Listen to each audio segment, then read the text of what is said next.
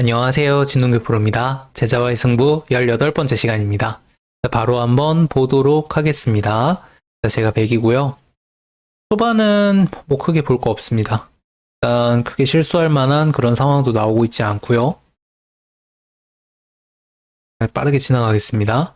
날일자가 이색적입니다. 이 날일자 같은 경우는 보통 뻗는 수를 많이 둡니다. 그럼 이런 식으로 진행이 많이 되는데요. 지금은 일단 보통은 백이 이렇게 상변을 먹고 좌변을 내주려고 하는 경우가 많은데 좌변이 너무 형태가 좋습니다. 넓은 게 아니라 형태가 좋은 겁니다. 즉 실속이 있다라는 뜻인데요. 지금 무슨 뜻이냐? 백은 본래 이 한 점이 움직이는 맛 그리고 건너붙이는 맛이 있어요. 생각보다 맛이 상당히 나쁜 자리이기 때문에 본래 흙이 집을 지으려면 하나쯤 지키는 것이 보통의 사고방식일 겁니다.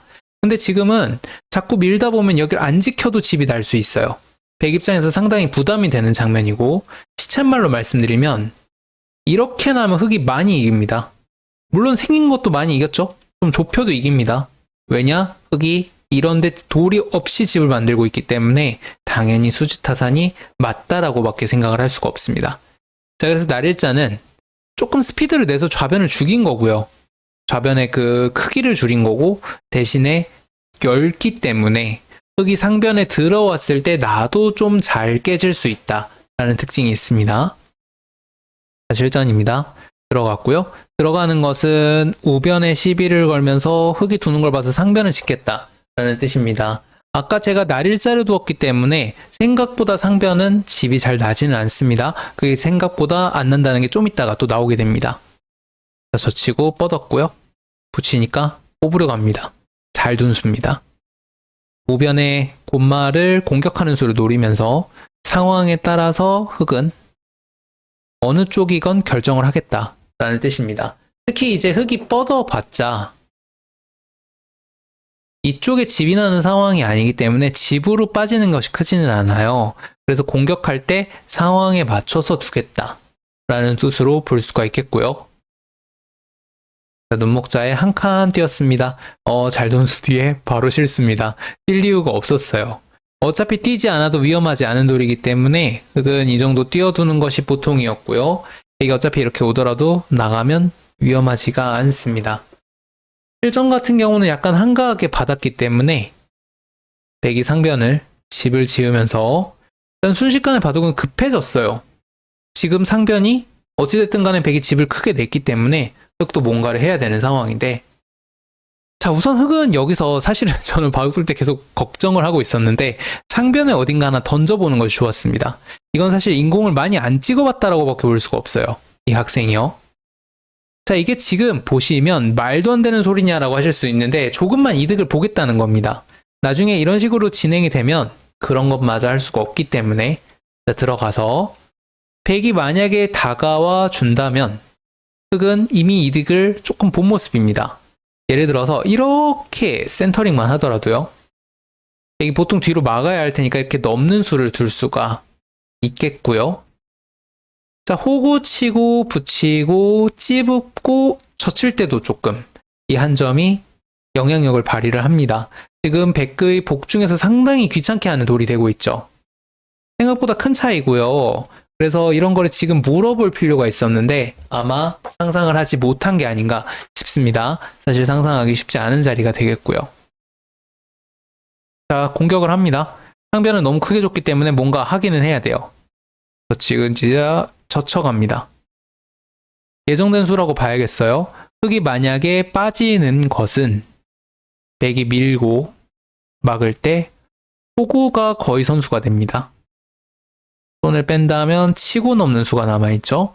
이렇게 넘어간다면 흙이 완전히 망한 모습이기 때문에 젖혀서 백에게 여유를 주지 않겠다라는 생각입니다. 백은 끊어 먹어버렸고요. 기세죠. 뒤로 있는다고 쉽게 사는 상황이 아니기 때문에 끊어 먹고 버틴 거고요. 흙은 끊고 나갔고 입구자를 두면서 상당히 복잡한 형태가 되어가고 있습니다. 흙을 괴롭히면서 또 살리겠다는 거고요. 우상 같은 경우는 빵 때림을 한 돌과 귀가 넘어가져 있습니다. 집은 백이 벌고 있죠. 자, 실전입니다. 밀었고요. 찌르고 끊어가면서 중앙을 공략을 해갔는데 백이 단수 단수 끊으니까 바로 팹니다. 흑이 패를 피하고 싶으면 이렇게 두는 건 환격이니까 이렇게 끊고 이렇게 쳐서 이렇게 둬야 하는데 일단 하나 끊어 먹힌 거 아프고요. 패감이 백이 있는 상황이기 때문에 물러나야 되는 상황이 되겠고 백은 안에서 사는 것도 그다지 어렵지 않습니다. 대충 몇 개 갖다 놓으면 사는 모양 나오죠. 그리고 물론 끊는 것도 아픕니다. 지금 이게 우변 어차피 다 흙집이었기 때문에 이렇게 밀어서 집을 짓는다고 해서 자랑스럽지 않고 석점을 잡은 백이 당연히 잘 됐다고 봐야죠. 지금 우변 집에서 여기 깨진 거, 여기 잡힌 거 빼고 나면 남는 게 없는 모습입니다. 자, 실전입니다. 있고 뒤로 패를 했고요. 바로 해소를 해버렸습니다. 우변을 사는 데는 성공을 했습니다만 빵 때림을 하면서 지금 실리를 조금 회복을 했고 계속해서 중앙을 마무리를 지으면서 바둑이 진행이 되고 있습니다. 잡는 것까지 선수여서 지금은 호선이면 백이 잘 됐죠. 사실 우변도 살았고 그 다음에 상변도 지었기 때문에 백이 괜찮은 상황인데 바둑은 치수를 여전히 극복을 못하고 있는 상황입니다. 자, 실전입니다. 아까 같은 요런 교환 상당히 아쉽죠. 이거 집어 넣을 수 있었는데 지금은 아마도 이렇게 빠져서 잡으러 갈 겁니다. 그럼 바로 악수가 되죠. 자, 여기서부터 이제 좌충두 우도를 베게 하는데요. 일단 이대로 집인하면 안 되기 때문에 붙이고 붙여서 두어갑니다.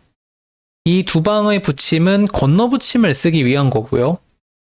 이게 지금 백이 두어놓은 붙임수 때문에 흑이 빠져서 둘 수가 없어요. 이렇게 치받고 맞게 되면은 끊어야 하는데 단수를 치고 이런 식으로 쳤을 때 지금 흑이 너무 많이 당하는 모습이고요. 물론 백이 한쪽만 살겠다라고 한다면 이렇게 두는 수도 있어요. 여러 가지가 남아있는 상황이기 때문에 흑 입장에서 채택하기 힘든 결과가 되겠고요. 백은 건너붙이는 걸 얻어낸 다음 계속해서 하변을 두어갑니다. 지금 보시면 끊어진 돌을 이용해서 이쪽 저쪽을 우려먹고 있는데 빠졌다고 해서 빠진 돌을 움직인 게 아니라 이 힘을 이용해서 좌변에 건너붙이는 걸 만들어냈고 하변을 들어갔을 때 이 두 점을 잡는 사이에 하변을 깨겠다라는 생각으로 보고 있는 건데 타개할 땐 이렇게 이쪽 저쪽을 연계해서 건드려야지 한 놈만 빠져나오게 되면 죽을 가능성이 큽니다. 자, 실전입니다.